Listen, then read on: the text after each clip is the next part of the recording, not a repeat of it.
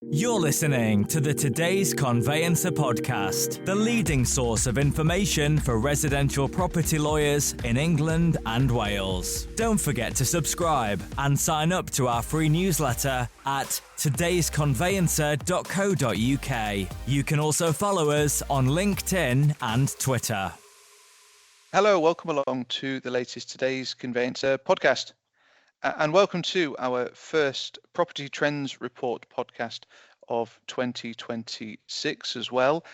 We have our usual guests here with us. It's Rob Gurney, Managing Director of Ocrasoft, and Ben Robinson, Managing Director of Landmark Estate Agency Services, both from the Landmark Group, talking about the final quarter of 2025 and the data that the latest Property Trends report shows.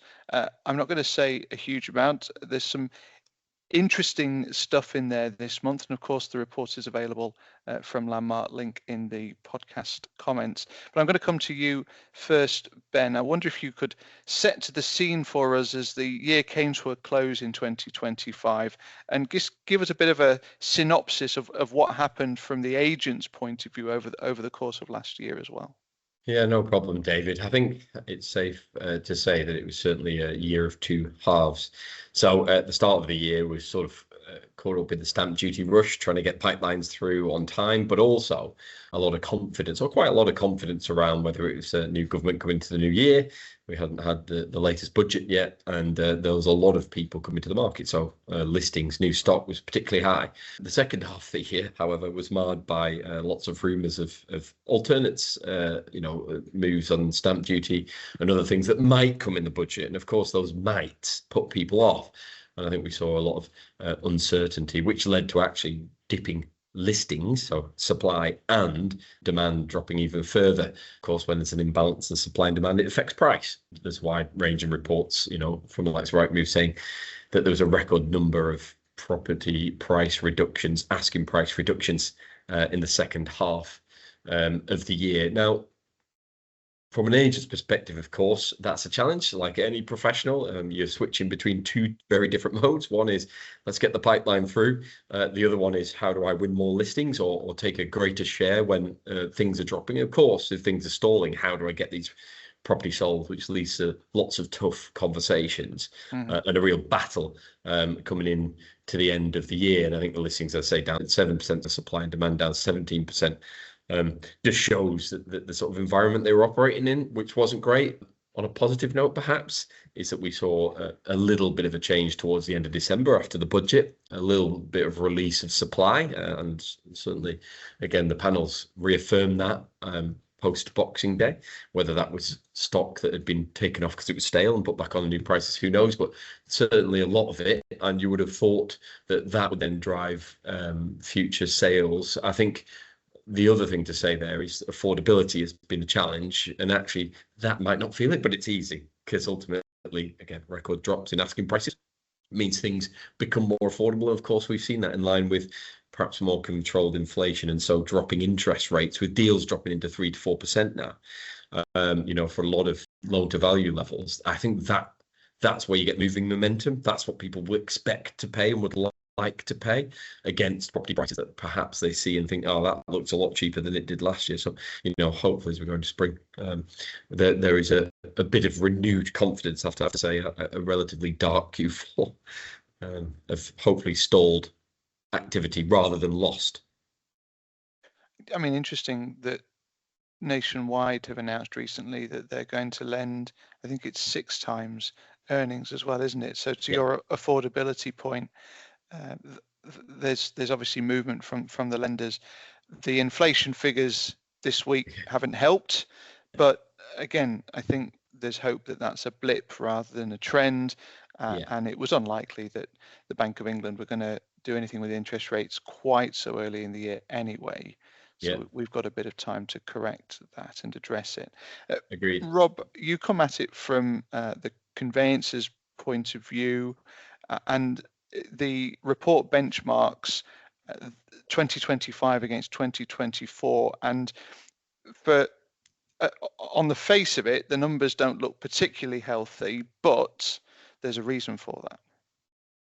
Yes, yeah. So looking at quarter four specifically, David, lawyer instructions is actually down 17% when you compare it to quarter four of 2024. Now, it gets worse. If you look at the month of November as a standalone, we were actually 25% down in terms of the number of new conveyancing cases versus the previous November. And that sounds awful, and it was, but it's not all attributable to market uncertainty, economic conditions, the timing of the budget, etc., which obviously did play a significant part. But you actually need to remember that quarter four 2024, we were already ramping up to the SDLT deadline ahead. People were already in the mindset of getting the lawyers instructed in order to get the transaction through before the end of March. Because we all know that, on average, it takes 4 or 5 months to get a conveyancing transaction from start to finish now, right? So actually a large sort of responsibility for such disappointing performance against the previous year is that we're not comparing apples with apples. This year we just didn't have that significant looming activity on the horizon that actually created almost like a false stampede, and certainly not a normal one. So that's the first kind of like snippet that I thought I would sort of give to you. Just the reasons why the quarter appears so bad compared to previous year. And when you actually look at the completions for the same period, October, November, December, and compare that to the last quarter of 24, actually we're just down 6%. So new instructions down 17%, but completions only down 6%. And I think that tells the story and kind of backs up what I'm saying. That 6% is almost definitely just down to the state of the market. And obviously it's got nothing to do with SDLT factors, etc. I would also like to point out the conveyancing heroics pre-Christmas. We see it every year. They always pull it out of the bag and do sort of, a whole month's worth of work in the first 3 weeks of December. I'm always shaking my head in disbelief at the number of people that want to move house just before Christmas. I can't think of anything worse. But it happens every year. I think it's definitely worth pointing out the heroics that the conveyancing profession, year on year perform. Aside from March, which obviously was the SDLT month, December actually ended up being the most completions per working day in the whole of 2025. That kind of shows what an amazing job they did. And then the last thing I wanted to point out, David, I know that I'm almost unhealthily focused on this relationship between completions and instructions. We have a CIR ratio. December was 121% completions to instructions. Now, it's normally over 100%. You normally complete more than you get in through the front door. But 121 is one of the highest stats that we've ever seen for that particular month. Yes, there were increased completions, but also we know that there were subdued instructions, which obviously accounts for such a high variation, high swing in favour of completions. It's also worth pointing out that because there would have been this case clear out in December, inevitably that's going to have an adverse effect on January and January's performance. As Ben's mentioned, record levels being sort of witnessed on Boxing Day and stuff, but that doesn't instantly translate into conveyancing transactions, and it certainly doesn't instantly turn into conveyancing completions, which obviously will be several months down the line. Certainly, from a lawyer's perspective, they will enter January with a much more immature and smaller pipeline than the one that they had in December, and so that's. What is this? The 22nd when we're recording this, and we're seeing that in the numbers of completions in January. It's so far it's a quiet month. And one of the benefits that Landmark brings to the insight here is of course both the view of listings from the point of view of the agency side of the business, but a product like Ocrasoft has also got some insight into the number of new matters that are opening. And from what I'm hearing from conveyancers and solicitors that I'm talking to is January is a little subdued. Is that what you're saying? Absolutely, yes. Yeah. I mean, we're kind of all sat waiting for the next kind of influx.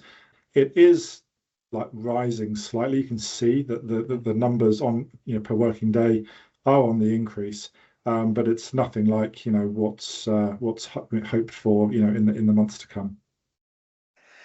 This is always the challenge with comparing year on year when you have that fluctuation that we had last year, particularly as you say in the run up to and post March. So perhaps to your point, comparing January, February and March of this year against 2025 will have a similar sort of issue, and therefore focusing on the actual numbers rather than the comparisons is going to be more helpful, particularly during the first quarter, which we'll review at some point probably in April once that's published, and we'll have the data for the first quarter of the year, and we will look forward to welcoming you back at that point. But for now, thank you very much indeed to Rob and to Ben for joining and for sharing your insight.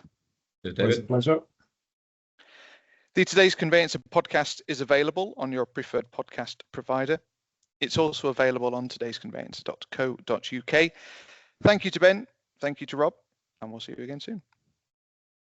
You're listening to the Today's Conveyancer podcast, the leading source of information for residential property lawyers in England and Wales. Don't forget to subscribe and sign up to our free newsletter at todaysconveyancer.co.uk. You can also follow us on LinkedIn and Twitter.